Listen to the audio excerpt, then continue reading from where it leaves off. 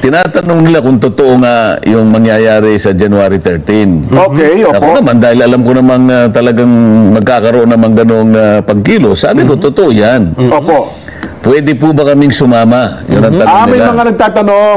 Sabi ko, itatanong ko muna kung, kung pwede kayo sumama at kung paano kayo sasama. Iyon, mga kababayan po natin, no? Kinumpirma na tuloy-tuloy na nga po sa January 13 itong malawakang kilos protesta ng Iglesia ni Cristo bilang pagkundina sa impeachment na pinafile ng ilang makakaliwang grupo, mga grupo ng mga pare ng mga bayaran.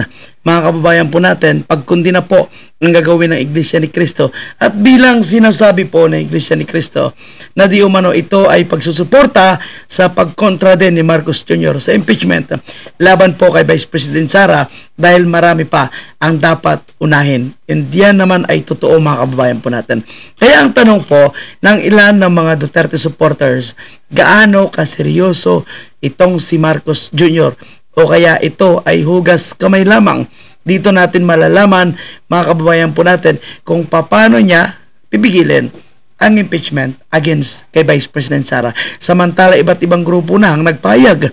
So, sino-sino ito? At ito po ba ay papayagan ng Iglesia ni Cristo? So, yan po yung ating pakaabangan. Ang importante po ay handang-handa na umano itong Iglesia ni Cristo at ang kanilang mga miyembro para sa malawakang kilos protesta. Kasi hindi naman ako otoridad sa... Naman sa mga larawan at mga video na paghahanda po sa iba't ibang mga lokal ng Iglesia ni Cristo Kong para po sa ating malaking pagkilo sa mga darating na araw. Tuloy-tuloy, ano? Opo, yan po ko. Agusan del Sur. Agusan del Sur. At sinasabi nilang, Jen, Kong Dante Nelson, handang-handa kami sa malaking gawain ng Iglesia. Oho. At tuloy-tuloy daw po ang kanilang pagpapanata para sa kapayapaan ng ating bansa. Ayan. Ito po naman, Camarines Norte, Kong. Ayan. Kahit may share line, umulan, ano? Oo. Tuloy pa rin, Yan. Ilan pa lamang po yan. Ito naman ay Camarines Sur, yung kabilang banda naman ng Camarines. Ayan. Iba't ibang... Milyon-milyon talaga ang inaasahan natin dito, mga kababayan po natin, dahil sa dami po ng miyembro ng Iglesia ni Cristo. At sila po ay sumusunod sa sinasabi po ng kanilang leader. Kaya isang malawakang kilos protesta po na dapat natin pakabangan. Tayo naman, bilang mga political vlogger po, miyembro ng political vlogger, tayo po ay magko-cover naman po dito, mga kababayan. Pero ano po ba yung aasahan natin? Sigurado yung maasahan natin dito na yung magsalita ay Iglesia ni Cristo at posibleng hindi po papayagan na magsasalita kung sino man ang hindi kasapi ng Iglesia ni Cristo. At kahit po si Congressman Marcolita, sinasabi niya nga na hindi pa niya sigurado kung papayag po ba yung pamunuan ng Iglesia ni Cristo na maki-join ang iba't ibang organization. Lokal. Opo. Ayan. Ayan yung sinasabi mo, Jen. Ayun na, yung sa amin. Ay, salamat. Makakauwi na ako ng mapayapa sa lugar namin. Marami na pong pagbabanta sa akin doon. Kasi ayaw, hindi pinapakita yung video. Doon niya, Faustina Housing. Parang kilala ko yung harap ng kapilya na yan. Opo. Lagi kayo nandiyan ka.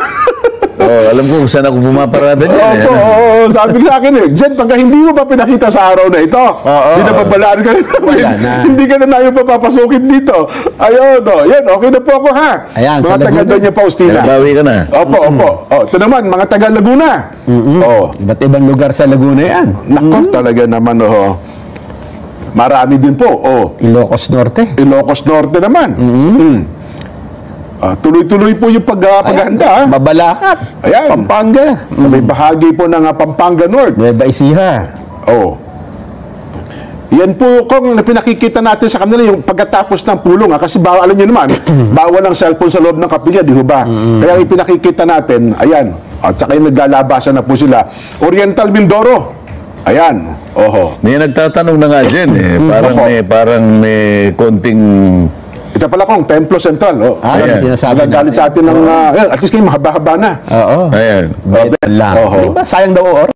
Opo. Wag niyong ililihis kasi iba kong parang inililihis Kasi nagkasundo yung ng taong bayan. Nagkasundo yung dalawa na ang parehong gusto nila ay wag nang mag-impeach Ang sabi nila, hindi, higitan niya makikinabang si BP Inday. Hindi, mali po kayo. Ang higit na makikinabang kapag kayo po nangyari, ang taong bayan.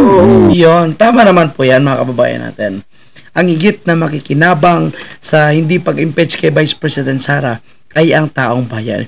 Dahil si Vice President Sara naman po, no, ay siya po yung isa sa mga nalapitan ng ating mga kababayan at walang ginagawa kahit sa anong araw, anong oras po. Kung kailangan po ang serbisyo, nagpapaabot po ng kanilang tulong, serbisyo, ang Office of the Vice President. At alam din po kasi, mga kababayan ng Iglesia ni Cristo, na kapag i-impeach po itong si Vice President Sara, posibleng magkaroon ng isang malawakang gulo. Nagpahayag na rin po niyan yung iba't ibang sektor ng mga kababayan nating mga Muslim nung nagkaroon po ng patikim na karavan. Kaya sila lumabas, kaya nila kinukundina ang impeachment against kay Vice President Sara dahil ito po ay magdudulot ng malaking kaguluhan. At alam po yan bilang mga negosyante ng mga kapatiran nating Muslim. So ganoon din po dito sa Iglesia ni Cristo. Kaya sila po ay kumukontra at itigil na ito para hindi na po magkaroon ng gulo. At ang makikinabang ay ang sambayan ng Pilipino. Hindi po si Marcos at hindi rin po si Vice President Sara. Hindi po yung dalawang partido ko. Kasi yung mga nagtatanong yun ang takot na takot. Ay, yun nga po. Di ba? Putlang-putla nga po sila kung. Kung ako naman ang... Sino kasi itong takot na takot? Alam naman natin kung sinong takot na ito, mga kababayan po natin. Although hindi man pinapangalan ni Congressman Marcolita, alam naman natin kung sinong takot na hindi matuloy itong impeachment ni Vice President Sara. Siyempre, kung hindi matuloy ang impeachment, hindi sila magiging Vice President sa 2025, hindi rin po sila magiging presidente sa taong 2028. Kasi kahit magtumbling po sila, kahit lahat dyan ng mga grupo magkaisa against sa mga Duterte, ang pipiliin ng sambayan ng Pilipino ay si Vice President Sara pa rin. Lalo na ngayon, lumabas ang katotohanan na ang kanilang ginagawa sa Quadcom at ang kanilang ginagawa sa Committee on Good Governance ay isang pamumulitika at hindi totoo yung mga allegation sa mga Duterte. Yon ang totoo dyan. Kaya wala po silang panalo dyan. Kahit itong si Tulfo. Diyos ko. Tatanungin siguro, lalo ko silang tatakutin. Ako, ganun mo ba? Dapat takutin yan, Kong. Paano ngayon ito? Subukan nila sa akin magtanong din. Ay, na akong tanungin. Ganun mo ba? Ay, nako.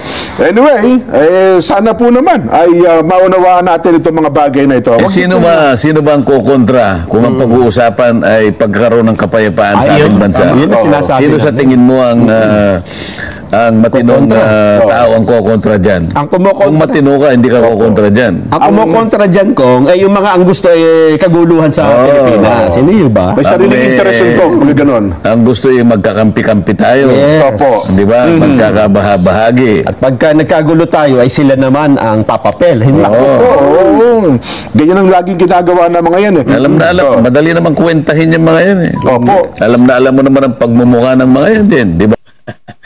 So, alam na alam ni Congressman Marcolita yung mga pagmumuka ng mga taong gusto ng gulo at gustong manira sa mga Duterte.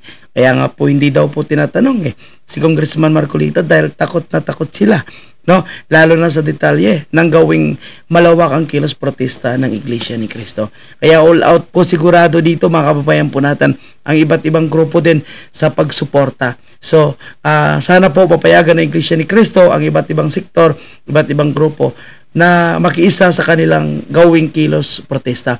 At alam ko po sa iba't ibang party po ng bansa ay mangyayari po yun. Kaya nationwide po ang rally na yan sa iba't ibang probinsya. Actually, yung mga taga Cebu ay nakahanda na rin po sila para sa January 13 na gawing malawakang kilos protesta. Ganon din po yung Davao. So, marami pa po yan. Sigurado po sa Mindanao, marami rin po. Kaya abangan natin yan, mga kababayan. Okay? Maraming salamat.